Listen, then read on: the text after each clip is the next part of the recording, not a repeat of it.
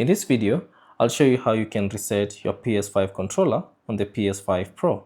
Now let's say for instance you're having issues with your controller, you can simply perform a reset and that should fix all the issues. Now first things you need to do is turn off the controller if it's on to avoid any issues. So press the PS button on your controller and navigate to the accessories and then select your controller and then select turn off, and that should turn off your controller.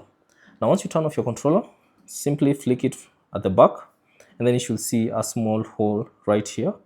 So all you have to do is insert a SIM ejector tool, a paper clip or any other sharp object that you can insert, and then insert it for here and press and hold it for about 5 seconds, and that should reset the controller.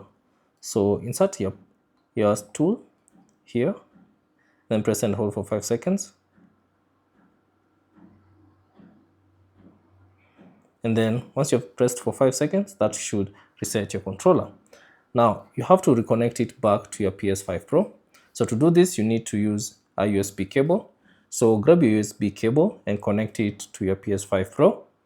And then on the other end, all you have to do is connect it to the controller. So simply connect it. And then once you're done, press the PS5 button to turn it on. And that should connect it directly to the PS5 Pro. So that's basically it on how to reset your controller, or rather your DualSense controller on the PS5 Pro. Thanks for watching. If you have any questions, leave them down in the comment section below, and I'll see you on the next one.